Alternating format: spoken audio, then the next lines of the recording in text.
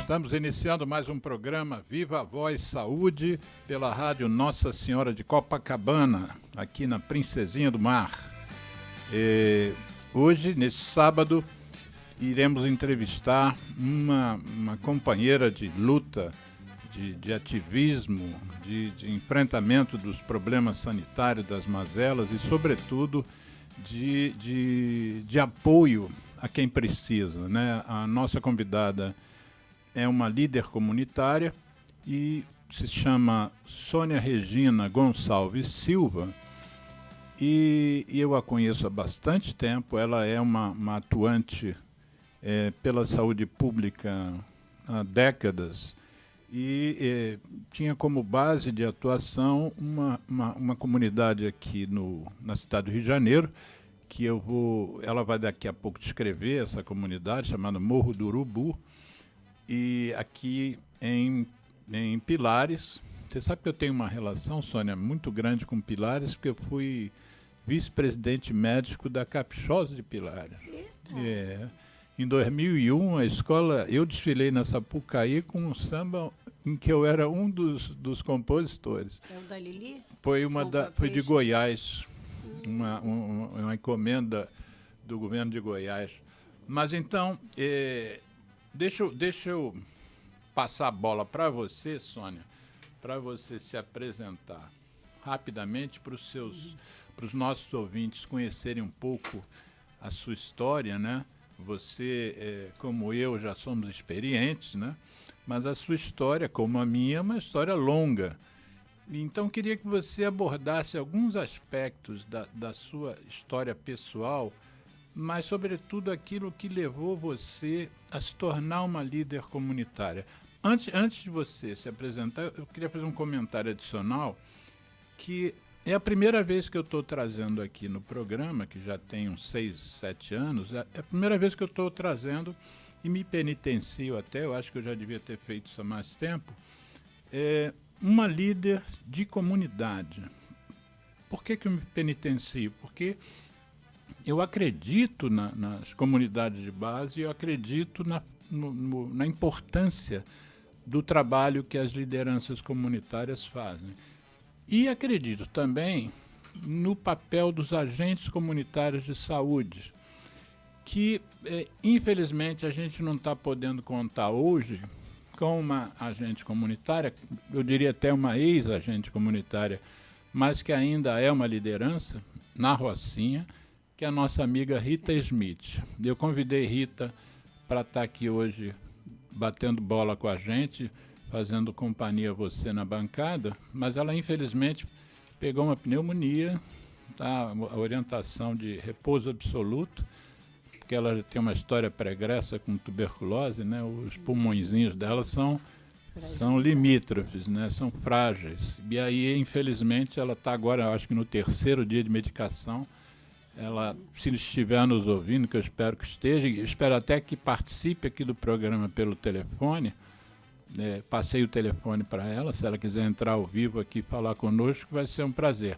Mas eu acho que essas duas situações, o agente comunitário de saúde e as lideranças comunitárias, eu acho que elas são, ao meu ver, muito pouco valorizadas, né? Eu acho que até deve ter gente que nem saiba o que significa isso, né? Qual é o papel, qual é o desempenho, em que ela contribui, tanto um quanto o outro, o que contribuem para um desfecho favorável de uma situação de saúde ruim. Enfim, depois, ao longo do programa, esse papel vai ficar mais claro, porque você vai clarear bem como é que você trabalha e entende a importância disso. Eu estou dizendo que você é importante, mas eu quero que você diga para a gente, para os ouvintes, aonde que você percebe que o papel de uma liderança é importante. Mas fale então da sua história agora. Sônia, vamos fazer você vai escolher seu nome. O que você quer que eu te chame? Sônia Gonçalves, Sônia Regina ou Sônia Silva? O que você prefere?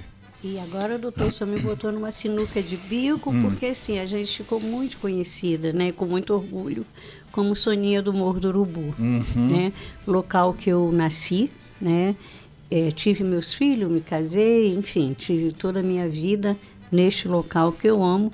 Inclusive, só uma brincadeira, mas eu sei que o senhor é vascaíno, eu já nasci no Ninho Rubro-Negro, nasci no Morro do Urubu. Nenhuma Então, família é perfeita. são várias famílias, né? E aí a gente vem de você disse coisas muito importantes, né? Pela longevidade que a gente tem que ter o senhor aí para nos dar um norte. Né? A gente vai contando causos, é muito causos na história. Você nasceu no Morro do Urubu? Nasci no Morro do Urubu. Não nasci em cima do Morro do Urubu, né? Mas nasci exatamente no pé dele, como a gente fala, né? Nos pés do Urubu, que é a rua principal. Não tinha... E está lá até hoje? Hoje eu já moro mais afastada, né? Hoje Mudou de município. Mudei de município, moro em São Pedro da Aldeia, né? Há 8 anos que eu já visitava esse município há muitos anos. Para quem estiver ouvindo o programa e não seja do Rio, São Pedro da Aldeia fica numa região do estado chamada região dos Lagos, né? Onde tem a minha paixão é Saquarema, que é um dos primeiros municípios, né? Depois tem Araruama, Iguaba Pequena, Iguaba Grande, Cabo Frio, Barra de São João, Rio das Ostras, Búzios, tudo aí, e São Pedro da Aldeia é um desses municípios. Eles costumam falar, doutor, que São Pedro da Aldeia é um lugar dormitório, uma cidade dormitório, e é a prima pobre de Cabo Frio. Sim. Né, por causa do royalty, essas coisas todas. Mas, enfim, petróleo. É um lugar muito, muito, muito gostoso de viver. Né? Então, vamos fazer o seguinte, vamos deixar São Pedro da Aldeia por último, porque você já me mandou umas fotos, que depois, quando eu for reeditar o programa, eu vou colocar essas fotos, você já também fazendo ações em São Pedro da Aldeia, né? Você não perdeu a... Isso, não tem como. Então, entre você nascer no Morro do Urubu, e no pé do Morro do Urubu e se tornar uma líder. Como é que foi esse processo? Eu já nasci comunitária, né? Nós somos 10 irmãos, então eu tinha que dividir cobertor, brigava muito, que eu gostava de cobrir a cabeça e o cobertor não dava, porque um puxava para o outro lado. Então eu já nasci comunitária. E quando meus filhos ficaram adolescentes, já estava acontecendo uma mudança muito grande, né? Eu sempre tive muita fome de aprender. Eu lia bula de remédio, jornal, revista, enfim, tudo que estava escrito eu gostava de ler. E isso mexia muito com a minha cabeça, essa transformação que já estava acontecendo. E como que eu posso saber quem são os amigos dos meus filhos, né? Porque já estavam grandes, já não iam comigo de mãozinhas dadas, né? Eu tinha que respeitar a escolha dele para os amigos, mas isso me assustava muito. Principalmente o nosso preconceito, quando eu via descer algum menininho de bonezinho, que na época era uma febre da garotada, botar um boné importados e tampava até quase que a vista, e aquilo me assustava, né? Eu falei, como que eu faço para ficar perto deles sem dizer que eu não sou da tropa deles, né? Mas eu queria estar ali. Aí só tem um jeito. Eu vou aprender a falar a linguagem deles, para mim estar próxima deles ali. E nisso apareceu uma vaguinha lá na Associação de Moradores. Aí me chamaram, eu vou topar. Que idade você tinha? Eu já estava com 40 e alguma coisa. Estava com 40 e pouco, já não estava mais tão novinha mais não. E aí eu falei assim, eu vou me aventurar, porque através da Associação de Moradores, a gente vai poder trazer coisas para os jovens fazer, porque já estavam ociosos nas esquinas. Então, essa era a minha visão, entrar para a instituição, mas pensando em trazer progresso, principalmente voltado, porque a gente ouvia que as meninas estavam ficando grávidas muito cedo e que uma série de coisas que se falava, mas a gente não sabia como é que fazer, lá não tinha nada. E aí eu fui. E fiquei muito feliz em ficar dentro dessa instituição, que era presidida por uma mulher, que saiu do Jacarezinho para poder ir morar no Morro do Urubu e se tornou uma grande líder e o nome dela é Maria da Luz. Eu sempre cito ela porque é um exemplo para gente. Maria da Luz porque ela que eletrificou o Morro do Urubu, trouxe a luz, né, realmente para o Morro do Urubu. Após a saída dela, teve a nossa chapa ganha, e aí o nosso presidente Hamilton convidou, que já tinha me convidado para fazer parte disso, e aí eu falei, eu quero aprender. Então eu comecei a sair do Morro do Urubu e aprender, vim para a cidade aprender, que aí se falava em reuniões, era isso, era aquilo outro, e isso me assustava muito também, ao invés, me deixava assim, uma palavra jovem, né, empoderada, mas ao mesmo tempo me assustava, porque eu já estava saindo, eu estava vendo, eu vinha para fora e olhava o morro de uma outra forma. Que não era aquilo que estava acontecendo lá. Aqui do lado de fora se falava de um jeito, lá dentro não se falava isso. Então, assim, eu entendi. Traduz isso para gente. Porque não tinha, o progresso não chegava lá, a gente não tinha saúde, principalmente saúde. A gente tinha que ir. Tinha um posto de saúde que não era clínica da família, era posto de saúde mesmo, no Engenho da Rainha. E isso era complicado. Era outro bairro. Ali, próximos, né? Sim. Porém, a gente tinha uma faixa de Gaza. Ou seja, a gente não podia passar a hora que quisesse para o outro lado. Quem não é do Rio não vai saber o que é faixa de Gaza. Faixa de Gaza é assim, é onde existe um comando de um lado e um comando do outro. E a gente ficava nesse meio aí e querendo, não podia, principalmente os mais jovens. Os mais velhos ainda passavam com um pouco de medo, mas passava. Mas os mais jovens não iam para o outro lado.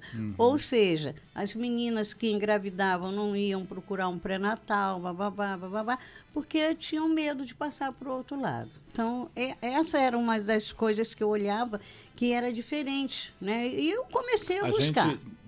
Me perdoe te interromper, mas a gente vai trazer aqui, provavelmente em maio, uma convidada que é uma antropóloga, e que tem estudado essa questão de quanto a saúde pública perde, quer dizer, quanto os usuários perdem pelo fato de que, às vezes, eles não conseguem o acesso por causa de uma onda de violência na região. Então, perdem consultas, perdem exames marcados, perdem procedimentos, às vezes, né, cirúrgicos, porque não conseguem sair da comunidade. Eu trabalho hoje em dia com tuberculose e, quer dizer, eu trabalho com tuberculose há mais de 40 anos, mas eu estou trabalhando com tuberculose, por exemplo, no município de Duque de Caxias, e algumas vezes, alguns pacientes que eu tenho o zap dos pacientes todos, eles têm meu zap,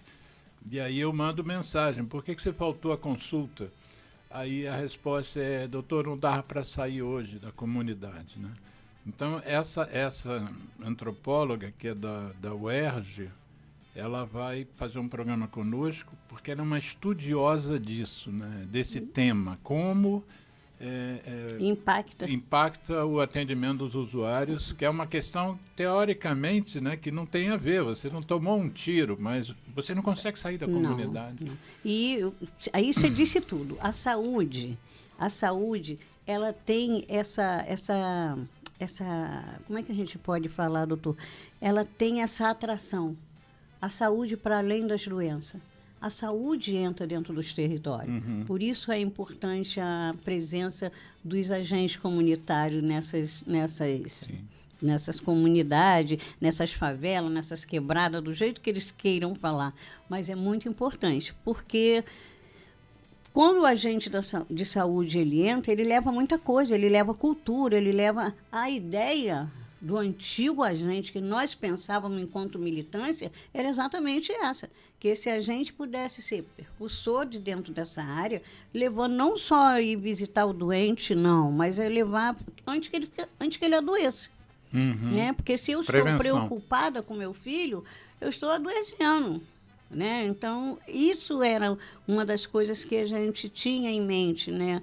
O agente comunitário enquanto transformador do território onde ele mora, porque ele conhece. Né? Tem uma amiga nossa, que falecida já, infelizmente, com a AIDS, Cida Lemos, que ela citava muito Grande isso. Cida, nossa. Grande Cida. Ela sempre dizia, nada de nós sem nós. Nada de nós sem nós. Porque é complicado você fazer um projeto sem me ouvir. Você pode entender que eu preciso de um campo de futebol e eu dizer para você que eu não preciso de um campo de futebol. Eu preciso que tenha uma baia onde os lixos sejam retirados. Eu preciso que tenha um programa de zoonose para que acabe com aqueles cachorro, gatos jogados, que tenham tratamentos adequados, porque aí o local fica limpo. Então, o campo é importante. É importante, desde que eu possa fazer com que a comunidade diga, não, nós queremos o campo. Então, se você não me ouve, fica complicado, né? Os agentes comunitários, antigamente, como nós pensávamos, era para essa transformação. Quando a gente fala liderança comunitária, eu nem gosto muito desse... Não gosta? Não, eu falo que a gente é um empreendedor. Agora é chique. Empreendedor social, um agente social, sei lá. Sim. Porque a gente associava isso aos que vieram antes da gente, né? As lideranças comunitárias, quando eles eram muito atuantes, eles eram cooptados pelos gestores. Ou seja, eu tinha um cala-boca e aí as coisas não aconteciam. Eu trazia isso para trabalhar comigo e eu botava a minha família para trabalhar comigo. E aí lá é como se diz assim, a comunidade fica vendida quando o gestor não tem um compromisso ético, mas verdadeiro. coopta o líder. Exatamente. Então, a gente precisa isso, né? Então, ficou muito feio. É como se o líder necessitasse de independência até para pressionar o gestor. É, né? mas eles não diziam para a gente assim, você tem que estudar. E isso aconteceu comigo. Quando eu comecei a vir para a rua, né? Vai para a rua, você aprende, e aí você volta com uma outra cabeça, foi isso que me diziam. Mas você no Morro do Urubu? Eu sim, sou do Morro do Urubu. Mas você fala bem, fala assim... Ué, falo porque eu leio, mas aí quando eu ia em algum lugar me perguntava, como é que eu te apresento? Você é formada em quê? Aí eu falava, formada na vida. Vida? Depois eu falei, caramba, não vou poder mais usar esse título não, porque as meninas que faziam trabalhos na rua, né, a falecida Gabriela, era presidente das prostitutas, ela falava que era, né, da vida. Aí eu falei, caramba, daqui a pouco eu vou comprar briga com um certo grupo que... Aí a gente começa a se posicionar porque tem as suas caixinhas e tem os seus nomes. Você tem que militar por eles todos, respeitando o que já existe. Eu não posso sair inventando coisa. E isso fez com que eu voltasse a estudar.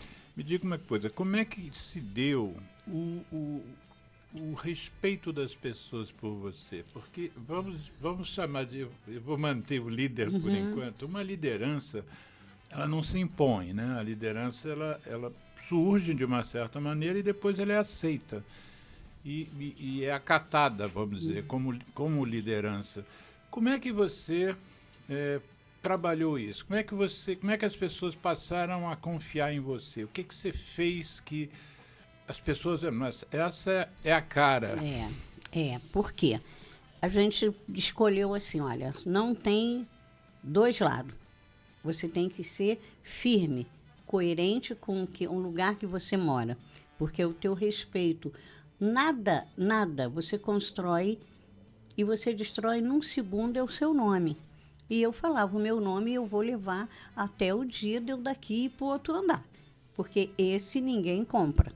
E olha, a gente tem esses anos todos de militância, nunca cheguei num gabinete político de como eles falam, né, na gíria, nunca cheguei de pires na mão para pedir nada para eles. Eu fui aprender e aí eu tive bons professores, né? A gente passou pelo Cipro da Vida, que era uma coordenação dentro do Ministério do Trabalho, né, com o grande Rinaldo, que Rinaldo Almeida, que fez a gente um trabalho muito grande. O que era o Cipro? O Cipro era onde as comunidades se encontravam já para aprender informática e que não tinham acesso a ele, e lá era um território neutro. A gente recebia jovens, idosos de várias comunidades e ali era um território que a gente não considerava que era nosso, porque A gente tinha medo, quando você vem de comunidade, você tem medo de acessar os órgãos públicos, parece que aquilo não nos pertence. Parece que não nos pertence? Pois é, parece que não nos pertence.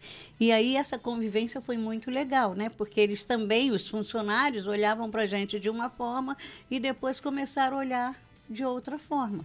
Então, isso Eles se olhavam cria. de uma forma como? Assim, eu acho que eu posso dizer medo, talvez receio, eu não sei quem é essa gente estranha, está vindo da favela, está vindo, né? Era assim. E depois eles conseguem absorver que a gente tinha muita coisa também em troca para eles. Eu fui muito feliz durante 9 anos nessa convivência. A convivência desde o elevador, de as pessoas olharem e nos ver transparente, e daí a pouco está nos cumprimentando, bom dia, boa tarde, os meninos lá, tem alguém para consertar e tal. Isso nos dá muito gás. A gente teve grandes professores, conforme eu já disse, o CEDAPS, né, que é o Centro de Promoção de Saúde, também foi que até hoje eu trago, né, na minha vivência, e que foi dizendo para mim, você está no caminho certo, me ensinando, mas me dando liberdade de escolhas. Então, eu podia me aproximar dos gestores e falar do jeito que eu estou falando contigo aqui agora, porque eu entendia que eles não eram o Deus Supremo. Se com Deus eu converso e não vejo ele, por que eu não vou conversar com o gestor que eu estou vendo? Né? O sim ou não. Eu já tenho não, eu vou correr atrás do sim.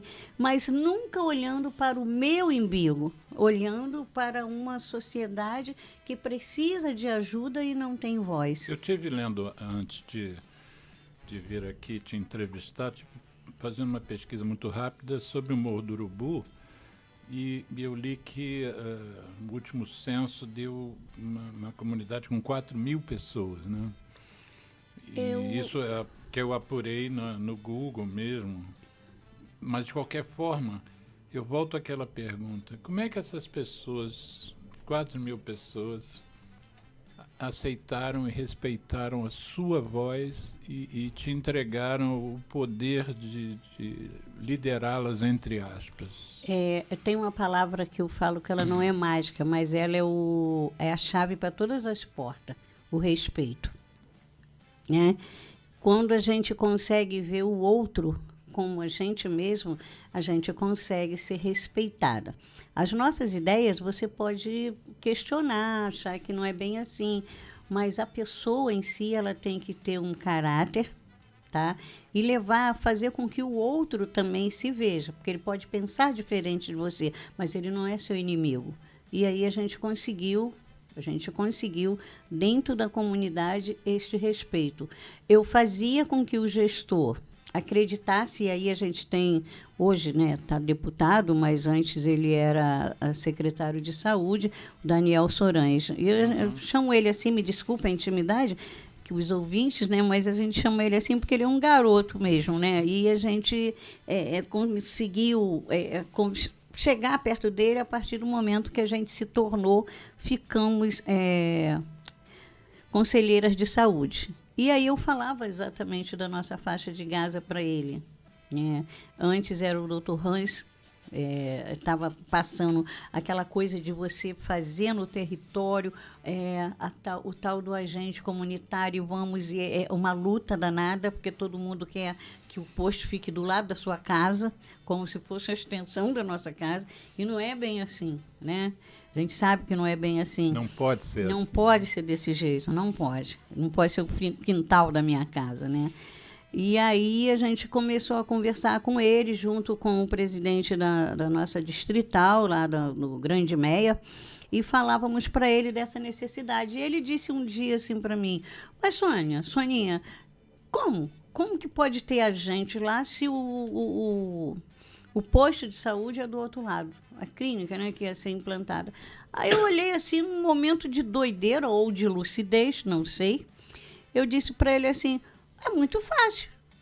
Você coloca o edital, as pessoas que se propuserem a fazer, né, a entrar nessa disputa, são pessoas que, na minha cabeça, eu estou entendendo que não tem medo de passar para o outro lado.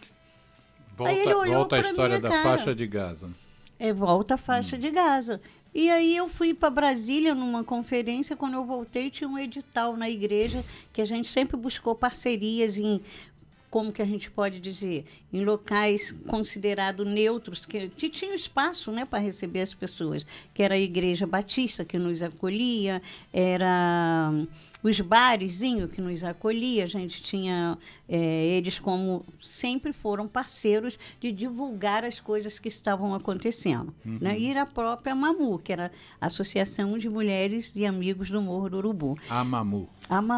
E aí eles fizeram o edital e eu fiquei muito feliz da vida que alguns jovens se candidataram e receberam passaram lá pelo teste, essas coisas todas, e muito legal de dizer, tá? Não houve interferência da dona Soninha, não houve nada. Até a gente tem amigas que trabalhavam comigo na instituição e que fizeram e falavam assim, mas você não pode nem dar uma puxadinha? Eu falei assim, não posso não. Não posso não. Tinha muita gente desempregada, isso aí não cabe a mim. E vocês vão e fazem. Quem passar, passou. Mas não pensem que a dona Sônia possa estar dando um empurrãozinho. Sempre agir desse jeito. Então, é aquela questão que a gente falou antes, a questão do respeito também. Né? Então, é isso que faz a diferença nas pessoas. Né? Qual foi a clínica da família que fez esse edital? Para qual clínica da família? Ariadne de Menezes.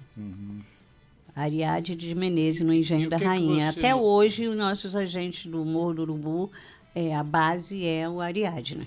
E são moradores do Morro do Urubu? São moradores do Morro do Urubu e moradores do Engenho da Rainha. Ela tem esse lado, mas ela acolhe os dois lados. Não vamos focar exatamente nisso, que não é o tema do programa hoje, mas o fato de esses moradores do Morro do Urubu terem se candidatado, terem sido aproveitados, estarem trabalhando dentro da Prefeitura e da Secretaria de Saúde. Como o movimento de um lado e de outro, como eles aceitam isso? Eles entendem que esses são profissionais que devam ser preservados. Você estava falando em medo, né, de violência. Como eles convivem com isso? Aí isso é muito bacana. E isso serve para você também, né? Como é que você é respeitada pelo movimento sem fazer parte, sem ter interesse no movimento? Exatamente. Como se dá isso? Aí a gente volta àquela palavra, sempre você vai ouvir essa palavra, o respeito. A gente sabe que eles estão no território, a gente se entende, a gente conversa com eles como se eles fossem moradores comuns igual a mim, igual meus filhos, igual o sobrinho, igual quem quer que seja. Não tem diferença. O que eles exercem é que é diferente do que eu escolhi para a minha vida. Entendeu? Não cabe a mim o julgamento, certo ou errado, eu sei o que eu quero para a minha vida. Mas a vida dos outros, cada um tem a sua, né, sua linha de atuação e eu sempre respeitei. Doutora Alexandre... O respeito é mútuo, né? Com certeza, com certeza. A gente, saúde, eles transitam pela comunidade. Como é que você não vai dizer para ele, se você tosse há mais de 3 semanas, pode ser tuberculose. Pode ser. Tuberculose tem cura. Você procura um posto de saúde. Aí você pode escutar, tia, como é que eu vou no posto de saúde se eu não posso pular de lá? Ou se eu não posso pular? Como é? E aí eu falo para ele, então, você morre? Não, eu vou dar o meu jeito. Eu vou conversar com a gente de saúde, olha, o fulano, o Beltrano, ele está ali vamos ali na praça, a praça é de todos. Ali... Não leva tem, o remédio lá. Leva o remédio, conversa com ele, olha, o tratamento, o remédio não é fácil, o remédio é ruim, sim, mexe com você, se você toma Guaraná ou Coca-Cola, não importa, mas não deixa de tomar o seu remédio, entendeu? Essa é a conversa que geralmente é difícil o gestor entender, porque antes... Eles até diziam, você passa um susto que é como se você estivesse fazendo parte daquela organização, daquela firma. E não é verdade. A gente entende que eles estão no local. Não existe nada paralelo, é verdade, eles estão ali, eles atuam.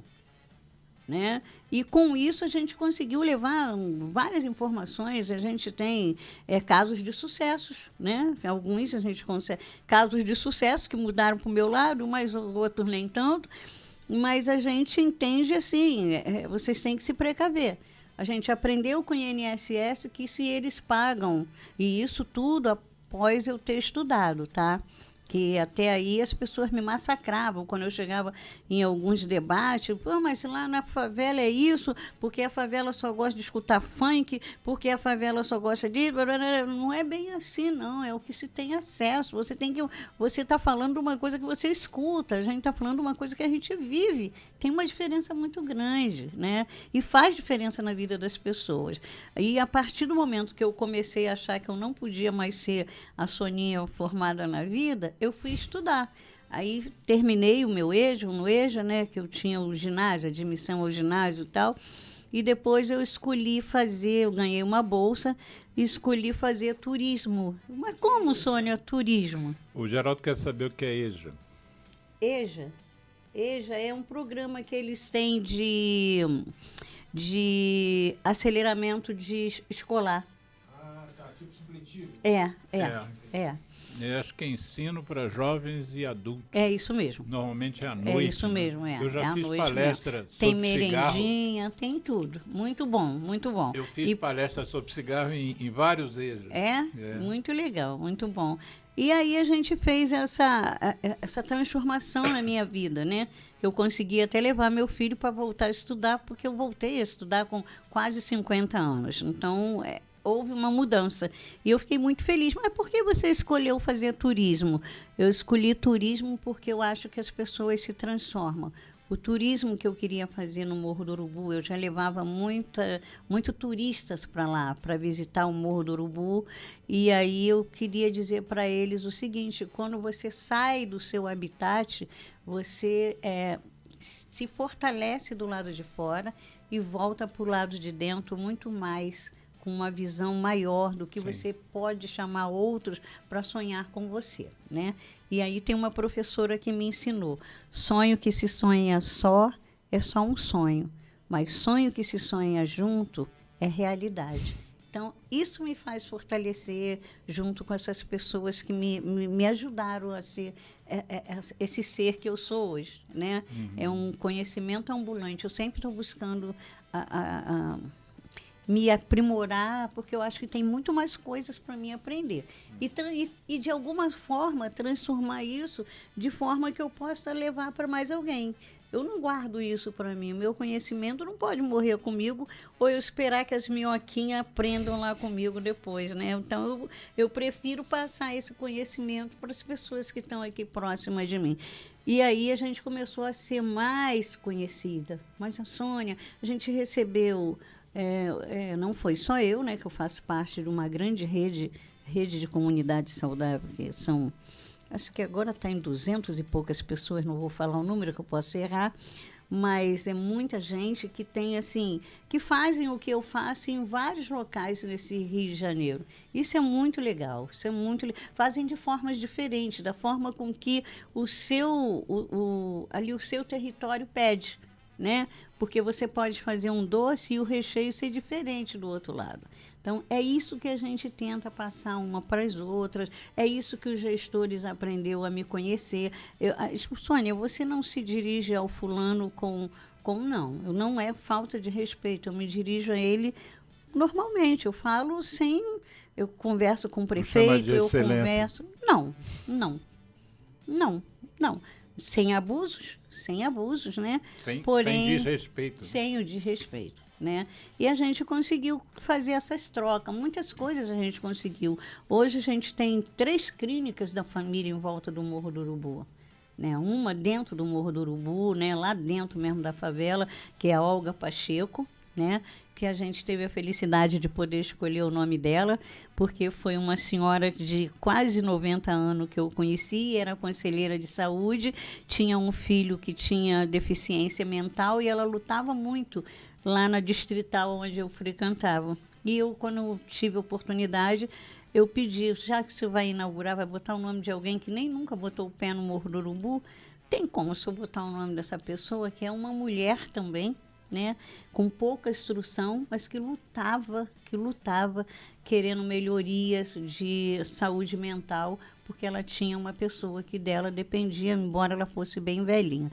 Então, hoje a gente tem essa clínica, tem a outra na Abolição. Como é que é o nome dessa clínica? Olga Pacheco. Olga Pacheco, Olga que era Pacheco. essa senhorinha. Era essa senhorinha. Legal isso. Então a gente tem A assim... comunidade deve se identificar muito, né? A gente tem uma modificação no Morro do Urubu muito grande, né? Em 2010, 2011, parece, o morro desabou. Tem uma coisa muito grave no Morro do Urubu. A gente já conversamos na época com especialistas e eles diziam para a gente que a gente morava em cima de uma bomba atômica. Mas como que a gente mora em cima de uma bomba atômica se o governo vai lá e fez a favela barro, fez a não sei o quê, favela barro, porque não tem manutenção. Então vira o quê? Barro. Né? Nosso dinheiro vai... em vez de ser favela bairro, era favela barro, porque tudo esculhambado e não tem manutenção. Então, eles me perdoam, mas a gente tem que falar o que é. Não dá para enfeitar o pavão, né, gente? É nosso dinheiro, é dinheiro público que a gente está falando, né? Então, a gente tem que ser bem séria, criteriosa nesse quesito. Uhum. Então, veio outro e botou a luz. Veio outro, então, já não é uma bomba a explodir a qualquer momento, né? Porque senão não iriam botar exatamente. Esse gasto Aí todo. A gente começou a escutar isso e a gente viu que lá no começo, quando o Morro do Urubu tinha uma casinha e outra casinha, por que botaram o nome do Morro do Urubu? Aí eu falei, interessante. E eu pude ver que os jovens tinham vergonha de falar que morava no Morro do Urubu.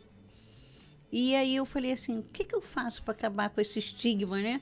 O que eu posso contribuir? E tinha alguns grafiteiros, tinha alguns que a gente falava grafiteiros agora, mas eram pichadores e a gente morria de medo, que um deles era meu filho, a gente morria de medo de já morar no pé da favela, né, negro, e ainda pichando. E aí, caramba, daí a gente só pensava que ia desabar, escada abaixo. Bom... Aí a gente travou. Nessas andanças todas, doutor Alexandre, a gente é muito feliz, a gente encontra vários elos do bem que querem melhorar a vida de alguém, né?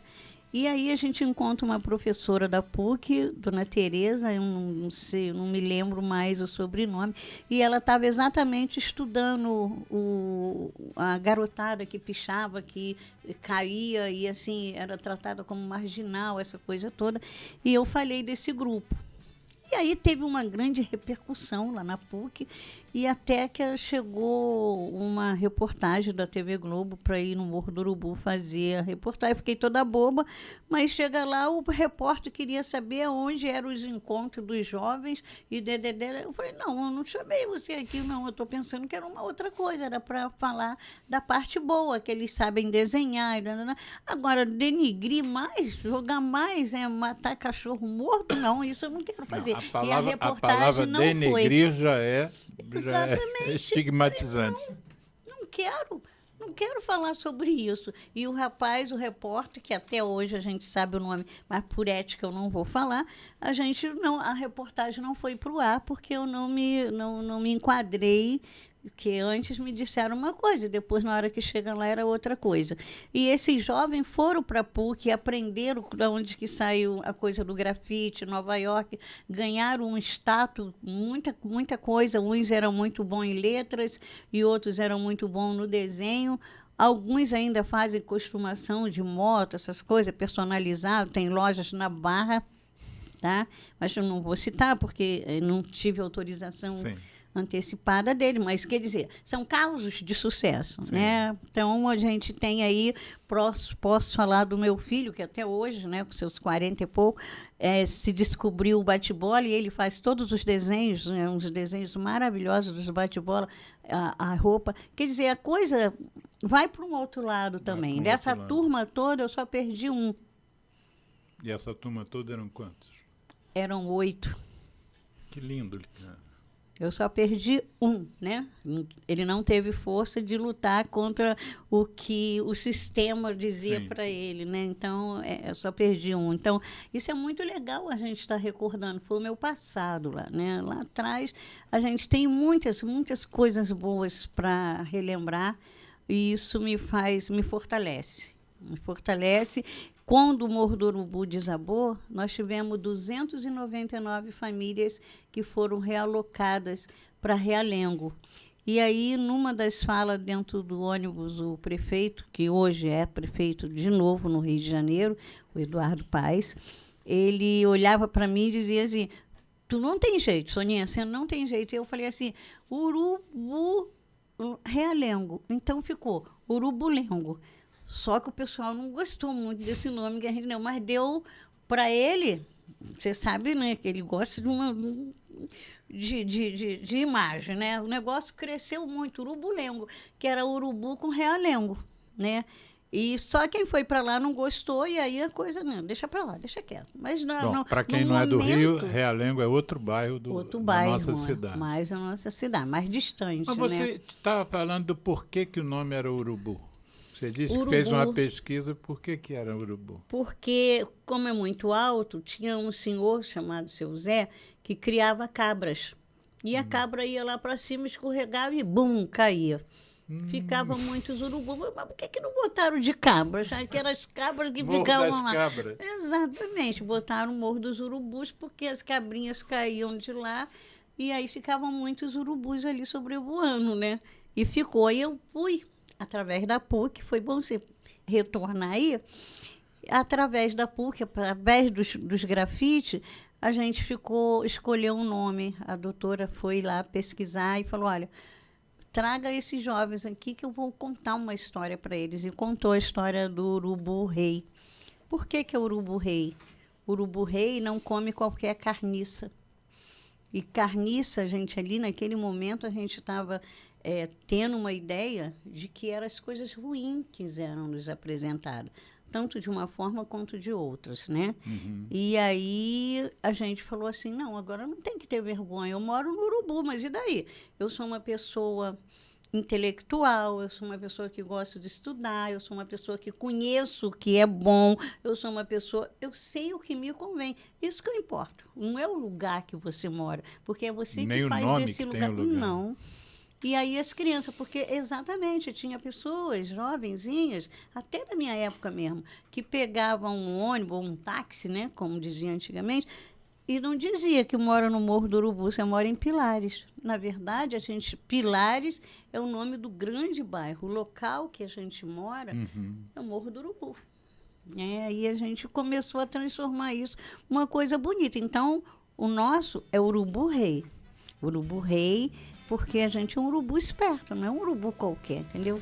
Soninha, Isso vamos é muito fazer legal. um intervalo, depois a gente tem mais um bloco, e aí você vai falar um pouco das coisas que te incomodam e das coisas que mais você percebe que atingem a sua comunidade, e como é que você tem trabalhado. Você já falou um pouquinho da tuberculose, eu conheço a sua ação em relação ao movimento pelo controle da tuberculose, mas eu queria que você expandisse ainda mais, em termos de saúde pública, o que afeta mais a tua comunidade e que, afetando a sua, certamente está afetando 1 milhão de outras comunidades, não só no nosso estado, mas no Brasil. O Geraldo vai escolher uma música, que é uma música normalmente ligada ao cigarro, né? Porque esse programa nosso aqui é uma iniciativa da nossa ONG, que é o Centro de Apoio Tabagista, que agora o Geraldo providenciou aí para o estúdio essa televisão. É a primeira vez que o nosso programa está com essa TV e a gente ainda vai... Começou bem. E vamos Isso aí... fica na história. Isso. Primeiro ninguém esquece. Igual você está no primeiro dia. E aí, normalmente, ele coloca uma música relacionada ao fumo, 1 ou 2, para as pessoas tomarem uma água, sentarem, enfim, dar uma levantada. Você também, se quiser levantar, fica à vontade, esticar as pernas. E a gente volta em seguida. Também não demora muito, não, tá? Ok. Isso. Ok. ZY1 200.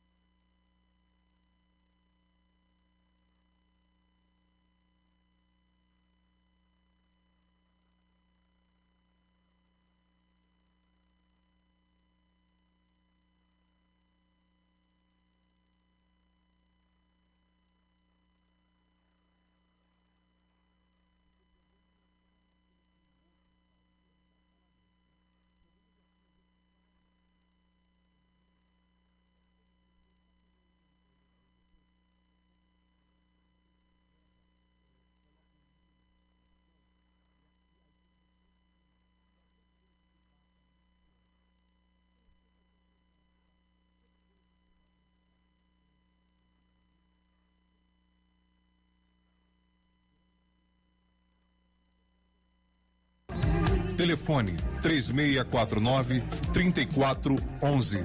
E-mail estudionsc@gmail.com.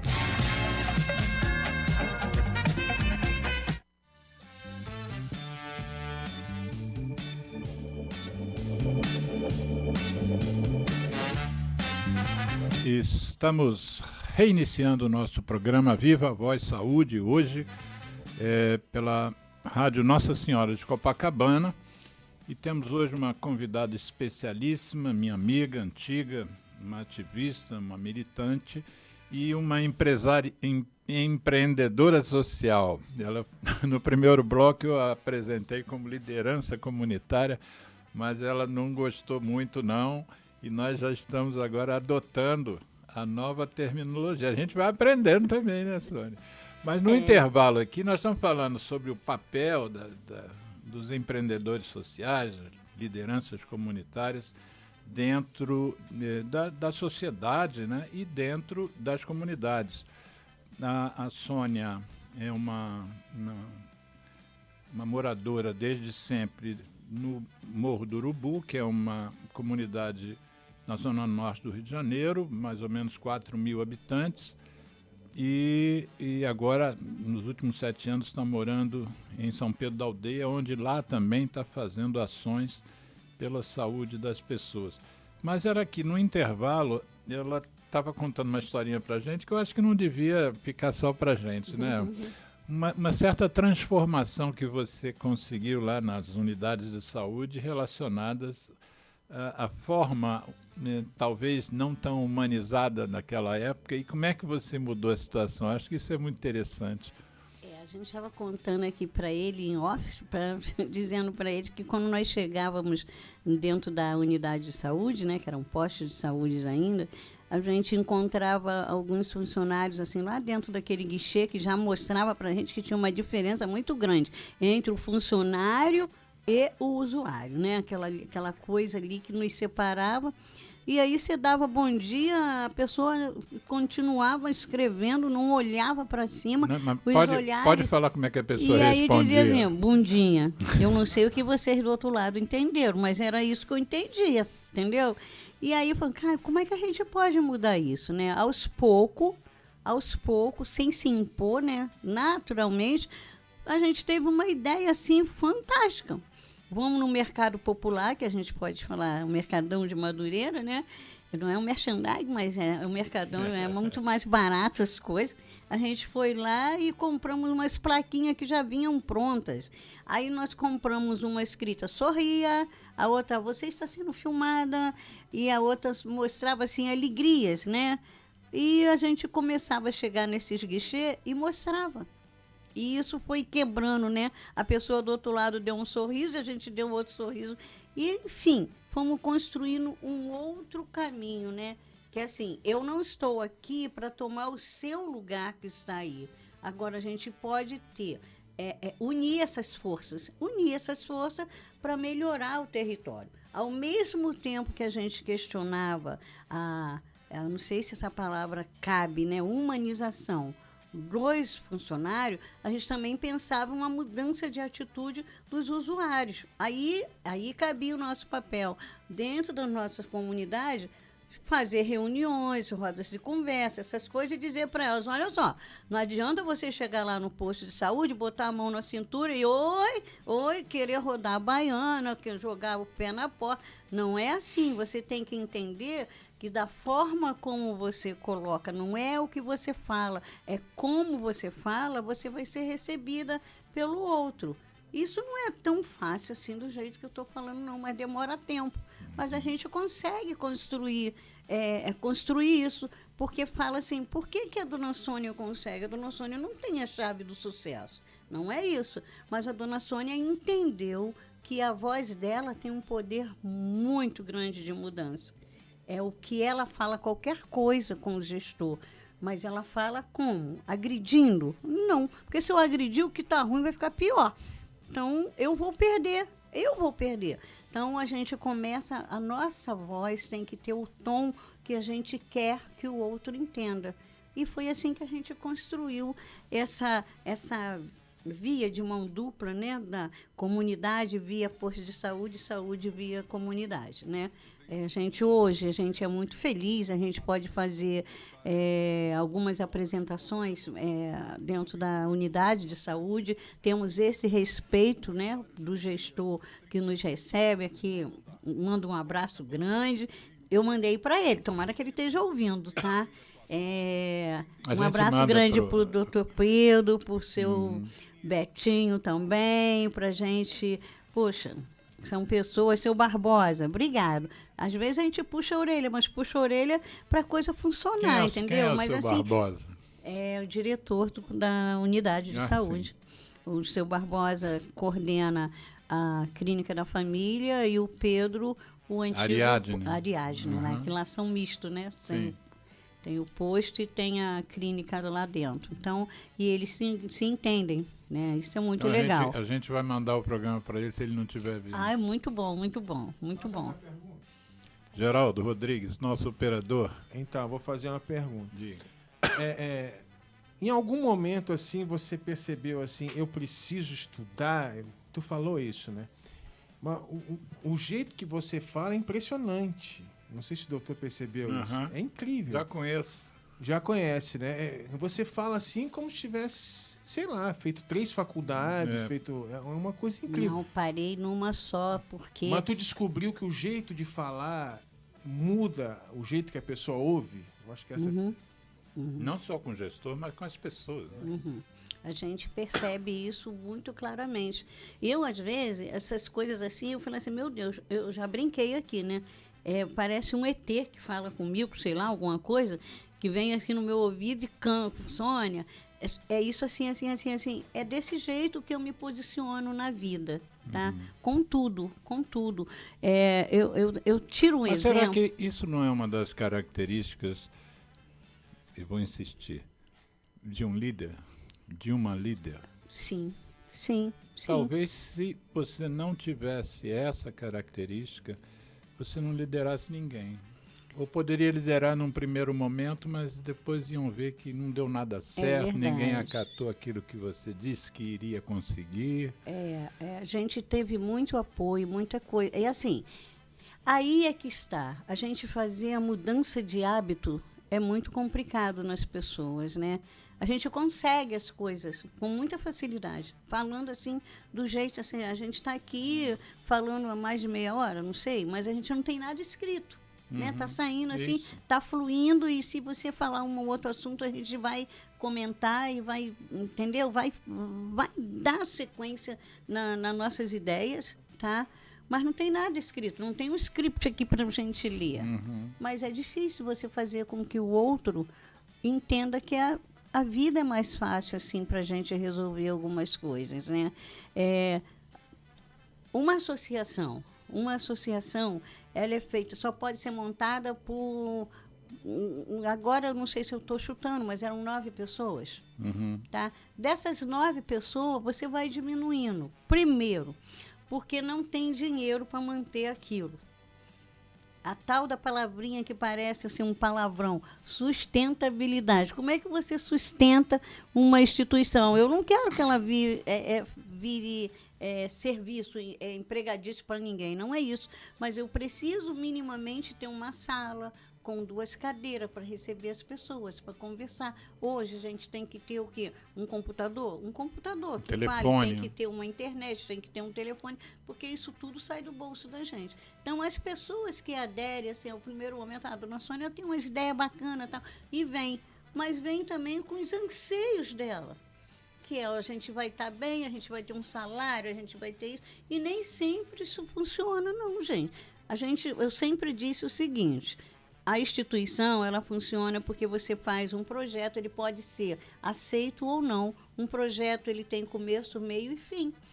Não é emprego. E você manter uma instituição, você tem que ter... que as pessoas vão para ali, se dedicam, mas nem todo mundo é aposentado, como eu. Né? E como é que você bota os jovens para ficar ali dentro e tal, e começar a reformular a forma dele ver o mundo? Né, dele achar que ele não é... O mundo não gira só em torno do meu umbigo. Isso é complicado de você fazer com que o outro entenda. E muitas das vezes a gente se sente sozinha. Porque as pessoas, eu tenho que entender que o outro tem os anseios dele que não são os meus ideais, né? Mas como é que eu também faço, né? Todo dia, o meu trabalho de casa, para dizer para ele que é importante a gente ter sonhos, mas ser o pé no chão. A gente também não pode ser hipócrita de dizer que o dinheiro não faz parte das nossas vidas, não é isso. Mas ele não pode ser o único viés que a gente enxerga para mudar as coisas. Não, mas existe no que você está colocando aqui, eu também percebo uma crítica sua, que também é minha. Ou pelo menos é uma percepção que eu tenho, até por ter vivenciado durante alguns anos um projeto que eu e o Roberto Pereira, vou fazer uma pausa, porque o Roberto Pereira mandou uma mensagem aqui no chat do YouTube do nosso programa, dizendo parabéns pelo programa de hoje, ótima parte, e eu comungo da opinião dele, ótima participação da Sônia do Urubu e do Mundo. É isso aí, Roberto, é a Sônia do Urubu e do Mundo. Se você quiser ligar para cá, Roberto, eu te mandei o telefone aqui, você entra ao vivo, o Geraldo te atende. Por que eu estou lembrando de um projeto que eu e o Roberto participamos, como na parte técnica e você como atuante?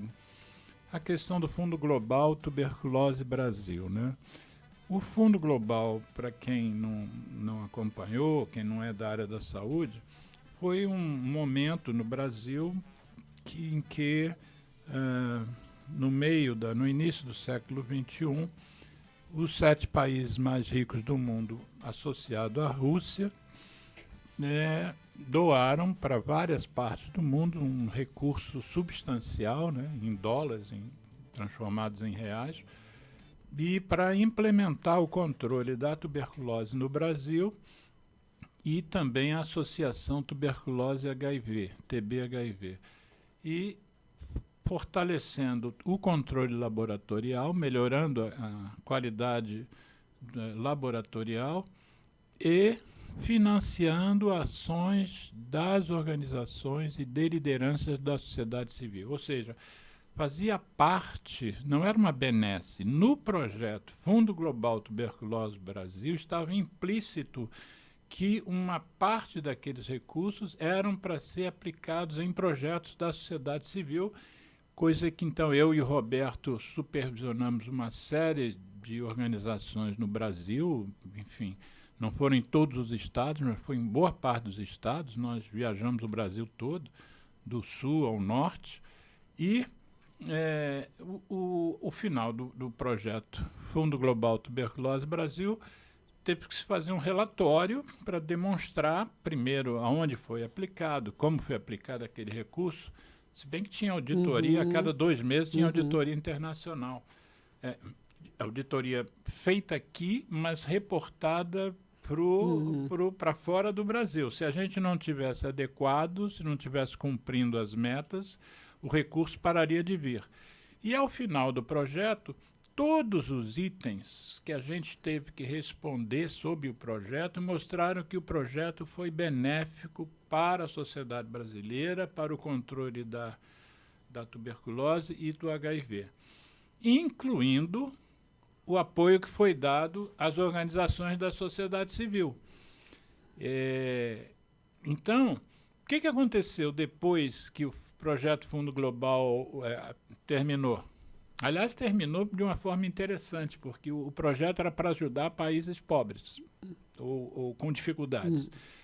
E, na época, o presidente do Brasil era o Lula, e o Brasil mudou de patamar econômico, porque o país se desenvolveu e não cabia mais receber recursos externos. Você lembra disso? Quer dizer, nós melhoramos do ponto de vista econômico, mas perdemos o direito ao recurso. Mas o que aconteceu quando acabou o projeto Fundo Global? A cultura de financiar as organizações da sociedade civil, aquelas que estão lá dentro do Morro do Urubu, por exemplo, essa cultura não foi alicerçada pelo projeto. Eu acho que nós falhamos e continuamos falhando, e por isso eu estou fazendo esse programa hoje, para valorizar pessoas e organizações como a sua. Como a sua, existem dezenas, centenas de pessoas, de brasileiros, que têm a vocação de ajudar o outro. E ajudar por querer ajudar, mas esbarra, e cada dia mais esbarra na falta de financiamento. Sim. Porque não há cultura. Eu acompanho várias organizações não governamentais fora do Brasil, pela minha militância, pelo meu ativismo contra o fumo.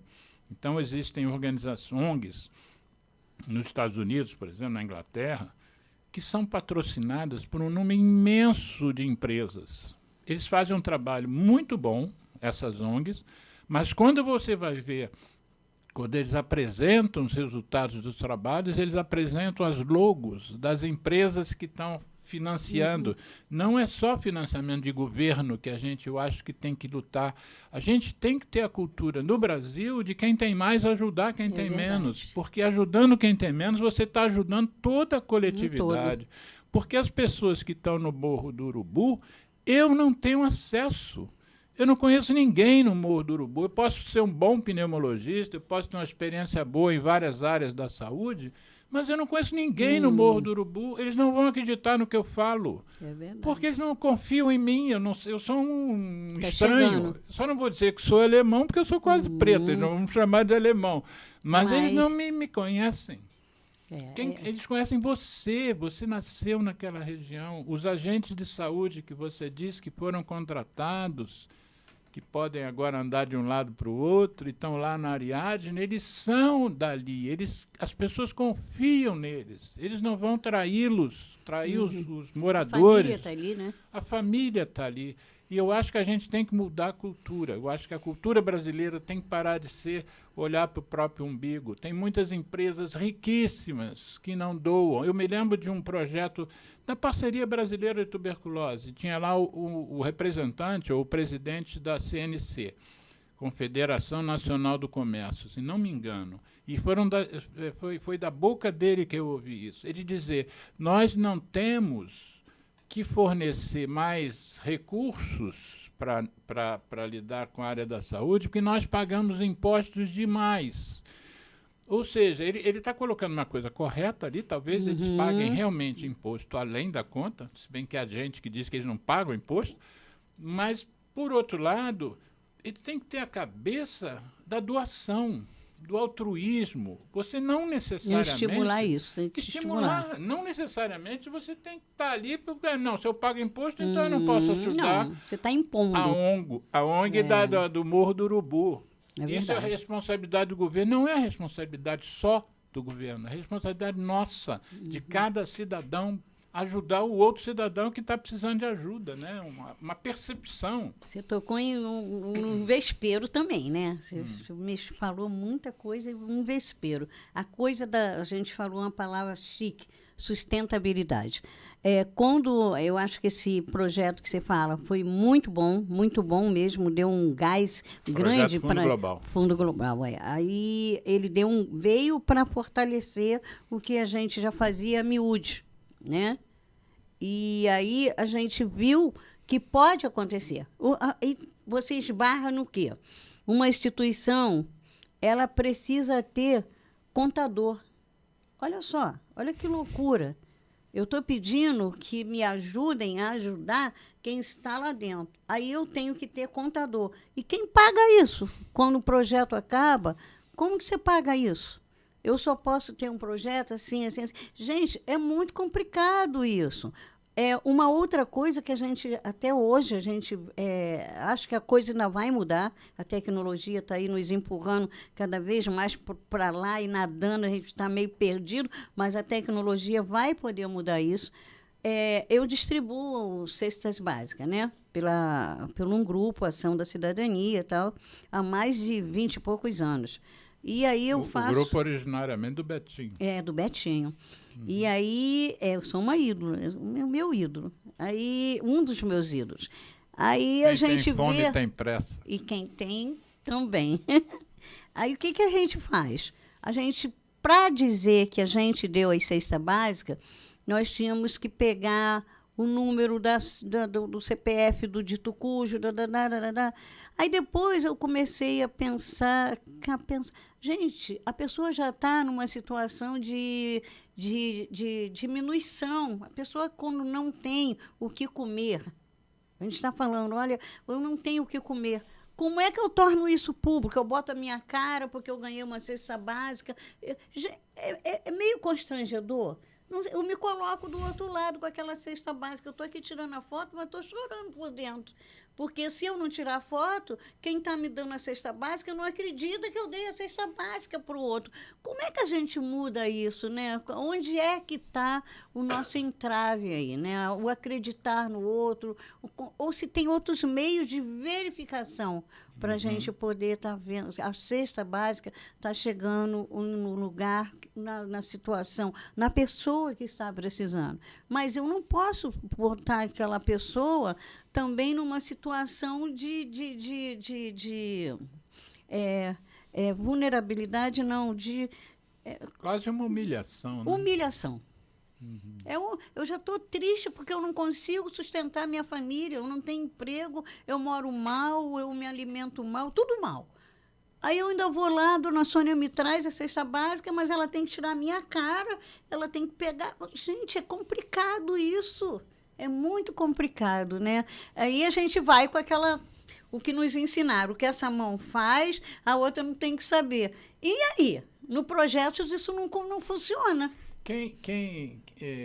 A ação da cidadania que fornece essas cestas que você está se referindo. São cestas básicas que a gente tem que... Me diga uma coisa, existe uma fala nossa que eu já ouvi em jornal, já ouvi opiniões variadas sobre isso, que quando o Estado entra, o Estado, figura de linguagem, né, simbolicamente, quando ele entra na comunidade, ele tem entrado com a polícia e não entra com o outro aparato estatal para melhorar a situação daquela comunidade.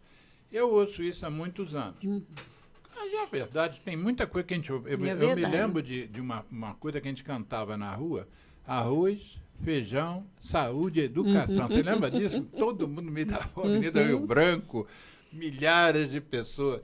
Se você agora está falando de cesta básica, enfim. Mas só 50 mudou, anos depois, a gente poderia cantar a mesma musiquinha. A mesma música. Mas você que está lá no Morro do Urubu, por exemplo, desde que nasceu, houve diferença entre essa forma do Estado entender a participação dele? Você acha que o Estado lá continua sendo mais policialesco e menos social? A gente pode dizer muito... Só te interrompendo, a sua resposta não vai abarcar o Brasil. Sim, né? Estamos falando só da sua comunidade. Sim, então, a gente... também não se comprometer. Sim. A gente sabe que precisaria ter. O que a gente vê? Nossos jovens têm locais para fazer um esporte? Tá, se você está ocioso... Aquela velha coisa que a gente fala ainda é de verdade. Cabeça vazia, oficina, dor. Aí você dá o nome que quiser. Mas é isso daí mesmo. Então, se essa criatura sai da escola e nada tem que fazer, os tempos mudaram, doutor Alexandre, mudaram. As mães agora, as pessoas com a minha idade, eu estou com 70 anos, tá? Espero, logo mês que vem, estar fazendo 71. 71 só o nome, só a idade, né? Mas não como eles falam. Mas, enfim, a gente vê as vós agora são mães de novo. As avós são mães? São mães. Aí ela recebe são mães que cuidam dos netos? Mãe dos netos. A gente não tem saúde mental, tem? Eu tenho tempo de pensar que se eu estiver fazendo um esporte numa academia, a gente pode melhorar o meu colesterol, melhorar isso, melhorar as dores, as queixas das dores. Não, que ela tem que lembrar que ela tem que levar o neto para a escola, o neto para aqui, o neto para ali. Por quê? A filha ou o filho é o provedor da casa, entre aspas, né? Sai e ela tem a obrigação de tomar conta. Por quê? Nós temos creches até quantos anos? Até quantos anos? Aí eu deixo meu adolescente sozinho com um computador na mão, com um celular na mão, que aí esse é o presente que a gente dá para ele. E aí? A gente abre um mundo para ele, que não é o mundo real dele, mas ele tem um mundo na mão dele. Então, essas coisas estão ficando difíceis de pensar, né? São novas terminologias que estão se usando que está impactando a gente dentro das comunidades. Eu não acredito que seja só no Morro do Urubu, porque em São Pedro da Aldeia a gente vê de uma outra forma. Eu não estou dentro da favela lá, estou fazendo uma comparação, tá? Lá eu não tenho favela perto de mim, eu não estou indo. Eu moro na Zona Sul, nunca pensei que eu ia morar na Zona Sul. Nunca pensei. Em São Pedro da Aldeia eu moro na Zona Sul. E só que assim, quais são as problemáticas de lá? É um bando de gente velhinha como eu, a maioria são mulheres, né? Que já estão aposentadas, essas coisas. Às vezes têm até um poder aquisitivo um pouco melhor, mas que estão sozinhas. A gente tem uma academia para abarcar essas mulheres, ou fazer um crochê, ou fazer não sei o quê, jogar conversa fora, jogar com expedistância. Não tem. Então, essas mulheres têm. Não tem nem em São Pedro da Aldeia e nem no Urubu. Não. Ou seja, aqui a gente tem uma população um pouco mais sem poder aquisitivo. Lá você tem um poder aquisitivo um pouco, mas que também sofre as mesmas coisas. São avós que são mães, que se tornam mães, né? E a doença mental da gente, como é que a gente faz? Eu adoro sacudir meu esqueleto, adoro dança de salão. Como é que eu faço? Eu tenho que tomar conta do neto. Que outro aspecto que você percebe em relação ao Estado dentro da comunidade? Você já falou que vocês agora têm 3 clínicas da família na região, não é isso? Uhum. Que outra coisa você percebe que isso aqui tem dedo do Estado? Isso aqui é coisa que o Estado entendeu que precisava e entrou na comunidade para oferecer.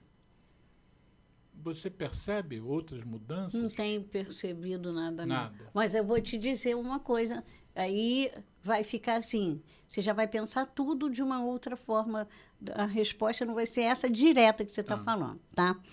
Eu cheguei em algum lugar e aí os estudantes de último ano de comunicação me perguntaram por que a gente mora em favela, para não pagar água e luz.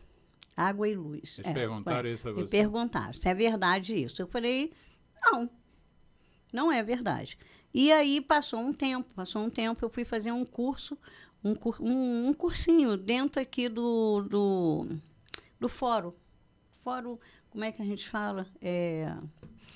No Tribunal de Justiça ali? Tribunal de Justiça. Não é Tribunal de Justiça, ali embaixo, ali no fórum mesmo. Tá. A gente foi fazer um cursinho ali, aí eram os desembargadores, eram pessoas altamente que a gente nem pensava que podia chegar perto deles, e eu tive a oportunidade de falar isso para um homem de capa preta, que achava que ele era um deus, que a gente não chegava perto, e ele falou assim, a senhora achava isso mesmo? Eu falei, não só eu, mas eu acho que grande parte das pessoas pensa que vocês são endeusados, e não é, né? Eu estou vendo que é de carne e osso, que nem eu, brincamos e tudo, e aí saiu essa mesma pergunta. Eu me lembrei que há tempos atrás eu já tinha falado sobre isso. Qual foi a pergunta?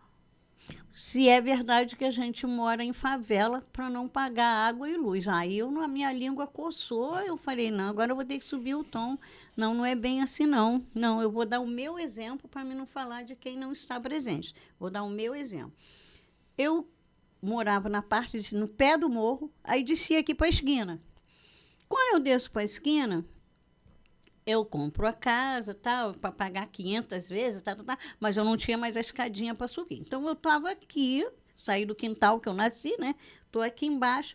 E eu falei assim, caramba, eu estou com vergonha, né? Porque não tem luz, a gente chega num lugar, pede qual é o seu endereço? Um comprovante de residência. Eu não tenho. Eu ainda tinha que ter, porque como tinha associação, a gente fornecia atestado de residência para as pessoas, que eu sempre achei muito errado. E isso era no custo zero, tá? Aí custo as cartas iam para a associação, e não para a casa das pessoas. Eu não podia passar para mim, que eu que assinava, eu mesmo estou dando a declaração que eu moro naquele lugar, ficava constrangida, né? Aí o que aconteceu? Eu fui, chamo a Laite para ir lá. E quando a Laite chega lá, ela diz assim para mim, Dona Sônia, belo dia, Dona Sônia, Dona Sônia, assim, para eu vir para colocar o relógio. O que acontece? Para colocar o relógio. Eles não podem... Mas eu tenho que tirar aqueles gatos todos que estão ali. Aquela gataria que está ali. Eu falei, como é que é? Não, moço, o senhor vai voltar, me dá aí a sua prancheta, que eu assino que o serviço não foi feito, mas o senhor não vai tirar gataria nenhuma, porque a mim não me interessa a gataria que o senhor está vendo. Me interessa legalizar a minha casa. É isso que eu quero fazer. O senhor ir embora. O senhor voltou até hoje? Nunca mais. E não vão voltar, porque agora eu já acostumei. Não quero mais. Ou seja, cadê o Estado? Não era coisa minha. Olha como eu te respondi para o senhor entender o que eu quis dizer. Aí eu tiro aquilo tudo lá, eu fico na... Quem mandou tirar os gatos foi a Dona Soninha? A Dona Soninha é a palmatória do mundo? É isso? Não. Então deixa como está. Então, eu não pago água e luz porque eu não quero. É porque o Estado não faz o papel que ele tem que fazer. Se ele não faz o papel dele, quem sou eu para fazer? E eu não posso. Você vai colocar na minha casa e vai tirar... Não.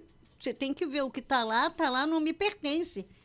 Não é problema meu, é problema deles. Eles que façam se programem e façam as coisas ser real. E aí o desembargador falou assim, levantou e bateu palma.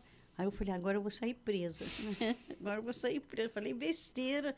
Aí ele falou assim, gostei do que a senhora falou, eu estou vendo que é verdade. Eu falei assim, pois é verdade.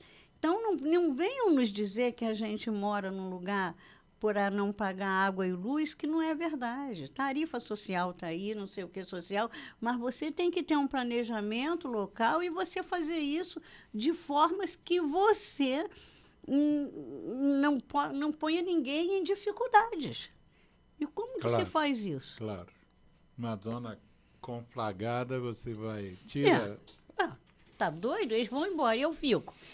O que a senhora fez, Dona Soninha? E agora, aí? Quando a gente encerrou o primeiro bloco, eu propus assim que a gente conversasse um pouco a sua percepção sobre a saúde do pessoal do Morro do Urubu, né?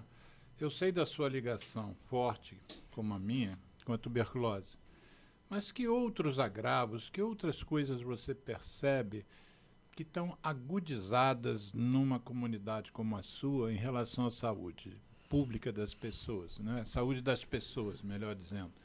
O que está impactando a tua comunidade? Eu vejo as pessoas reclamar muito, são falta de muita coisa, né? Você tem um acesso ruim, isso impacta na sua saúde, né? Porque pessoas que moram além das escadas, como que faz para sair? Muito mal vão ao médico, porque não tem ânimo para descer aquela escadaria toda e chegar lá. Isso impacta na saúde. Uma outra coisa é você ver uma quantidade de pessoas ociosas. Mas como é que eu digo? As igrejas agora, elas vão e elas absorvem essas pessoas como... Eu não sei se eu posso falar a palavra cooptação. As pessoas vão lá para dentro daquelas igrejas e não pensam em mais nada. Eu e meu Deus serviremos ao Senhor e acabou dando-se tudo. Eu acho que isso também, na minha forma de ver as coisas, isso também adoece a gente. Porque não é verdade. A minha casa... Eu tenho que servir ao Senhor, que eu acredito, mas eu tenho que olhar para além do meu quintal também, né? O quintal do vizinho. O meu vizinho está precisando, às vezes, de uma palavrinha comigo. A saúde mental das pessoas estão muito afetadas. Principalmente essa coisa...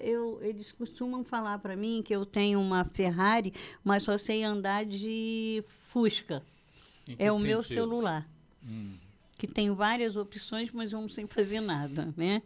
Então, meus filhos me dizem assim, mãe, você tem uma Ferrari na mão, mas só sabe dirigir um Fusca. Eu falei... Você, quando chegou no programa, pediu o Geraldo para tirar o som do telefone. Tem que ter, eu digo que tem que ter um jovem para poder me auxiliar em algumas coisas. Eu não estou concordando muito com você, não conhecendo você, Talvez alguma questão tecnológica, mas em compensação a sua experiência serve Não, para mas- tantas outras milhares de coisas. Doutor Alexandre, eu sempre brinco comigo mesmo, Geraldo. Eu digo que, assim, a gente teria que ir conversando aqui, eu ficaria aqui com vocês até anoitecer e, de repente, varava a noite, Eu tá? também, só que o Geraldo não deixa. Chega Mas- 3 horas começa a estalar dedo, Pois é. apontar para o relógio. Eu não tenho essa habilidade com o celular, eu não tenho saco para aturar ele. Você Essa não é a minha única, verdade. nem a entendeu? primeira, nem a única. É muito chato falar isso, né? Mas eu não sei, eu não lido bem com essa questão do celular, não sei. E às vezes algumas coisas me incomodam, porque assim, será que eu estou me transformando em um robô? Não, de jeito nenhum. Pois de é. jeito nenhum. Vamos Pois é. voltar aqui para as questões sanitárias lá no Morro do Urubu. Você está falando da saúde mental das pessoas, da ociosidade, né? Da distância que as pessoas têm para chegar a uma unidade de saúde, o acesso dificultoso, sobretudo se estiver chovendo, um dia de Sim, chuva, sim. imagino. O que mais que você percebe? É complicado, né? É complicado, assim, a gente ver a nossa geração, a minha geração, né? Que tanto gosta daquele lugar, né? A gente agora vê uns jovens que não tomam uma posição, eles não se posicionam diante do... A gente pode mudar se a gente está junto, vamos escutar uns aos outros. Eu não vejo isso com os jovens. Não vejo essa necessidade de se juntarem para mudar algumas situações locais, né? E os Será velhos que- estão assim, eu não estou nem aí, eu mas já será estou indo que- me embora, será entendeu? será que isso não é, voltando à história da liderança, será que isso não é falta de liderança juvenil, liderança de adultos jovens que não estão sendo trabalhados para serem líderes? Sim, sim. É o estímulo, falta estímulo para isso, né? Não tem um estímulo, não tem nada naquele território que estimule esse jovem a frequentar. Quando eu vi lá atrás, né, a preocupação que eu tinha com meus filhos, estava entrando uma coisa chamada computador, internet. No país só se falava isso. Eu, quando ia em alguns lugares, as pessoas falavam assim, manda por e-mail. O que é isso? Isso morde? Faz um business plan. O que é isso? Isso morde? Eu perguntava, vocês têm que falar alguma coisa e dizer o português para mim, que aí eu sei o que quer dizer. Vocês estão falando, tá. Eu fui fazer o quê? Se eu preciso disso, se eles só vão me escutar se eu for através disso, eu tenho que aprender a fazer. Passar um e-mail. Aí a gente fez o quê? Fomos procurar, tinha uma ONG do Rodrigo Baggio, que estava implantando escolas de EICs, Escola de Informática e Cidadania. Eu já tinha uma parceria com o Ministério do Trabalho. Aí consegui, através implantar essa EIC, né, dentro do Morro do Urubu, e aí os jovens ficavam fascinados. Mas chegou um certo momento que o Estado fornecia a internet. E aí os jovens queriam entrar na internet, mas só que não podia, era vedado a eles a ter acesso, só podia assim, coisa de estudo, era tudo proibido, né? Não podia, senão ameaçava cortar a nossa internet. Então, a gente foi sabendo que o jovem, aquilo era o doce de leite deles. Eu trouxe muitos jovens para fora do Morro do Urubu através da internet. A curiosidade e a falta deles não terem acesso a isso fez com que eles viessem conhecer o centro da cidade. Fizemos muitos passeios, mostrar Copacabana e porque teve um estímulo. Sim. Agora, se não tem esse estímulo... E deixa eu te reforçando o que você está dizendo, mas já te devolvendo. Eu te falei que eu me relaciono com várias ONGs fora do Brasil, sobretudo por causa da minha luta contra a indústria do tabaco. E nessas ONGs, que eu mencionei, inclusive, que empresas financiam as ações, grandes empresas, nessas ONGs você percebe que há um estímulo imenso ao protagonismo juvenil. Ou seja, você quer falar mal do cigarro para meninos e meninas de 10 anos de idade. Como é que você faz isso? Como é que você escolhe qual é a metodologia? A metodologia que eu tenho acompanhado, e são metodologias de sucesso, é o seguinte: você vai dar protagonismo a jovens mais velhos. Então, você vai capacitar jovens de 15, 16, 17 anos para que eles passem a mensagem para os meninos e meninas de 10 anos. E a isso dá-se o nome de protagonismo juvenil e de educação entre pares, né? São pares que são jovens, mas um mais velhos do que o outro. E existem inúmeras experiências nos Estados Unidos, na Europa, na Austrália, no Canadá, onde você percebe que isso está acontecendo e que tem sucesso. E qual é o benefício adicional, além de você falar mal do cigarro, com a linguagem que um menino de 10 anos entenda e que talvez a minha linguagem, por mais que eu estude cigarro há mais de 40 anos, eu não consiga entrar no coração e no cérebro daquele menino, e um menino de 15, 16 consegue. E aí, o que eu te pergunto... Não, fechando para vir aí a pergunta. 2 ou 3 depoimentos, porque às vezes eu tenho que fazer legenda dos vídeos que eu edito, né? E 2 ou 3 depoimentos me chamaram a atenção, que são ex-meninos, ex-ativistas desses, de protagonistas juvenis, que hoje têm 30 anos, por exemplo. Naquela época eles tinham 17. E eles dizem o seguinte: a importância de eu ter sido ativista juvenil, na idade de adolescente, é porque eu entendi o papel do líder. Eu entendi a importância de um líder.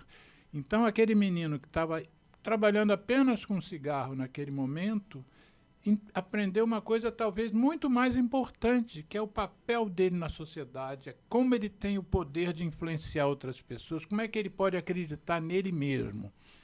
Mas o que eu percebo também é que a grande fonte para essa transformação é o setor educação, ou seja, as escolas, a cabeça dos diretores, a cabeça dos coordenadores pedagógicos.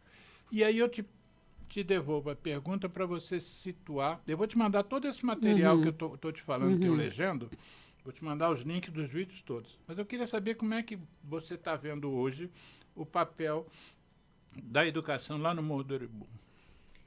Que nós falamos muito de saúde, mas não de... Você tocou uma coisa que, assim, quando no princípio da minha militância, isso também fez parte. E a gente brincava muito, doutora Djane, elas riam muito que essa forma que eu tenho de fazer uma brincadeira com uma coisa séria. Eu percebia que a educação, ela não caminha junto com a saúde. E a minha militância era na área de saúde, mas entendendo que a educação tinha. E teve uma oportunidade, uma dessas belas reuniões, com coffee break, PowerPoint também, não? Tudo.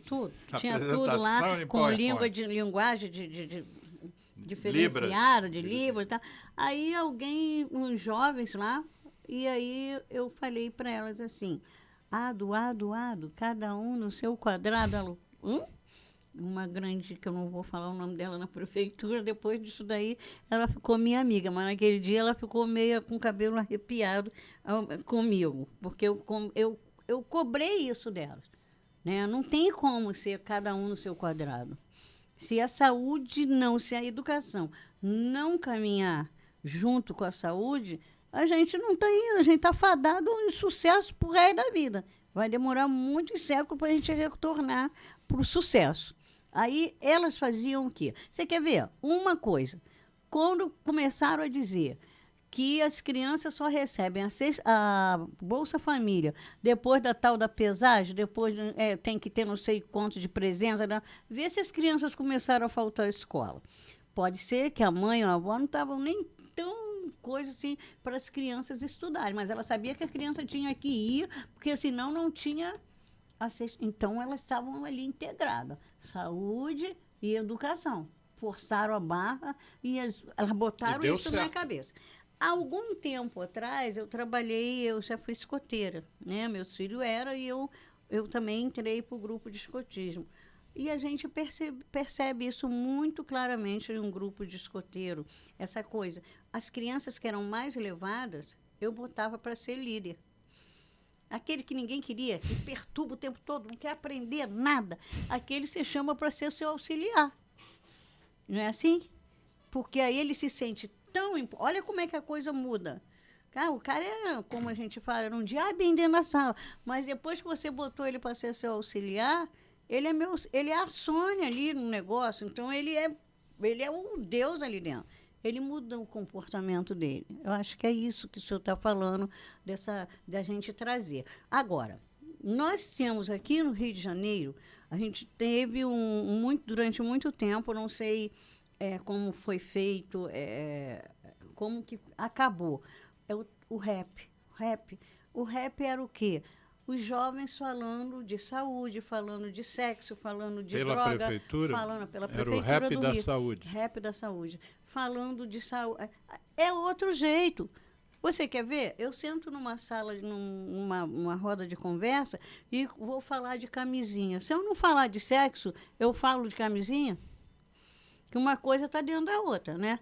Aí, no princípio, eu falava, caramba, Sônia, muito cara de pau, quase 60 e poucos anos, mas falando de... Mas se eu atraía mais pessoas quando eu falava de sexo.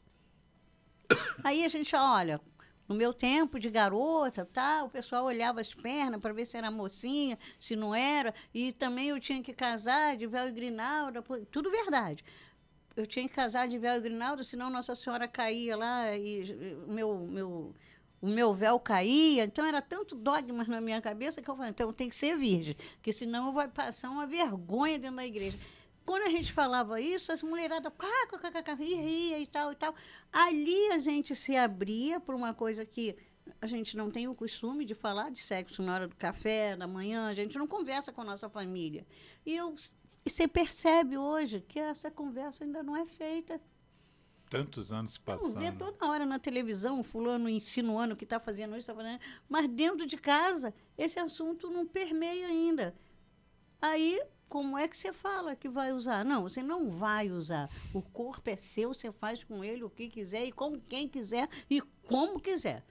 Mas você pode dizer para ele que é importante ele ter acesso aos preservativos, conhecer o feminino, o masculino, e aí as escolhas são suas.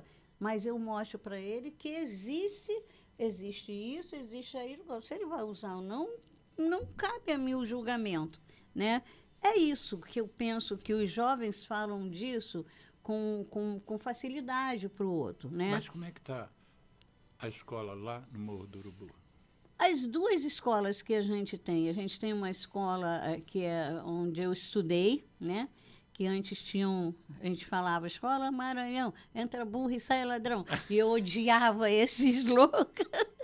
Mas hoje eu fiz o meu primário muito bem feito, onde estudou uma grande cantora, Sandra de Sá, também na mesma época que eu estudei. E, assim, é um resgate. E tem uma outra que é com as crianças menores, que é a Escola Suécia, né? Que antigamente era assim, as crianças que não valia nada, aquelas mais sapeca que eles achavam, que rotulavam, jogavam nessa escola. Essa escola hoje é uma escola padrão.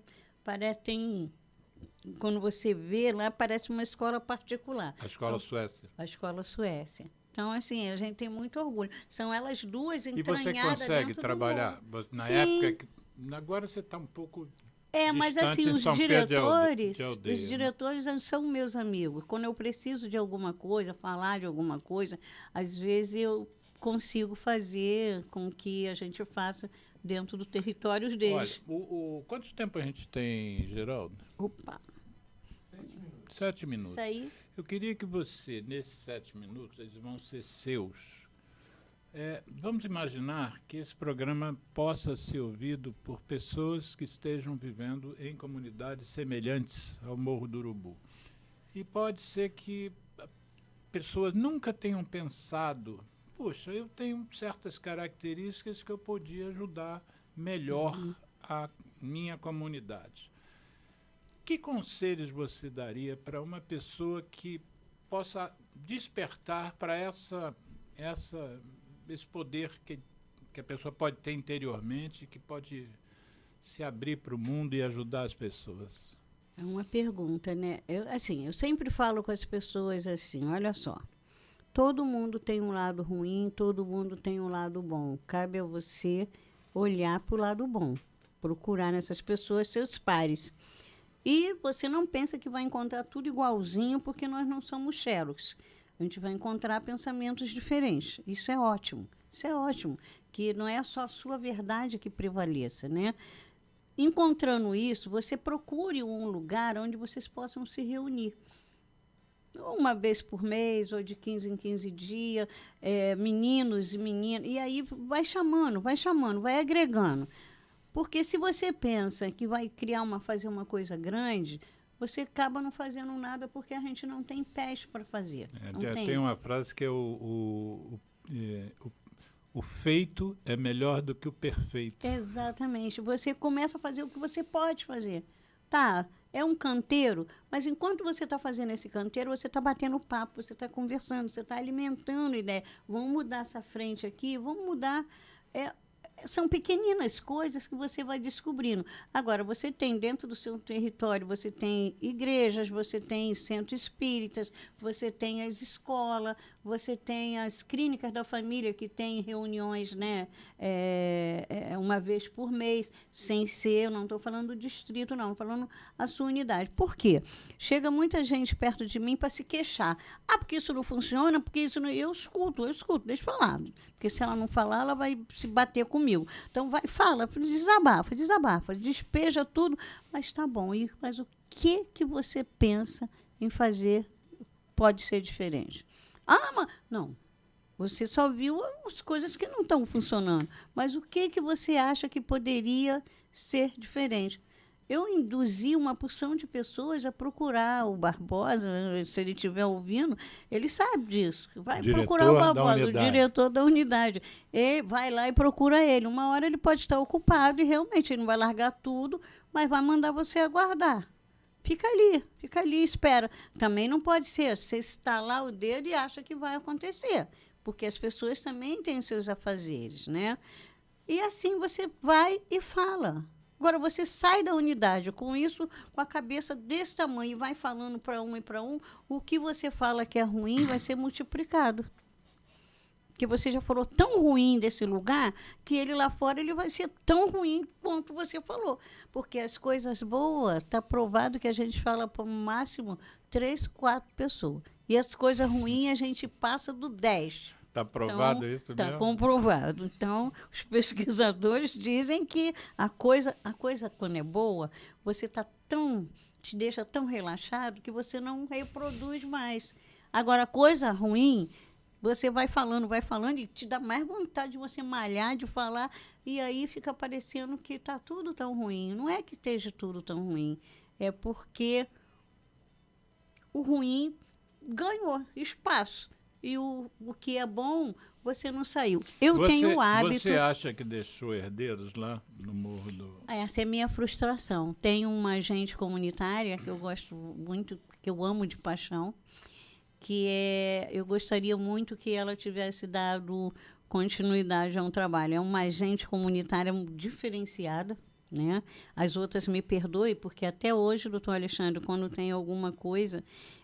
na clínica, eles me convocam, me chamam com presença do distrital e tudo, para a gente conversar com essas pessoas. Mas não dá para resgatar essa que você está meio...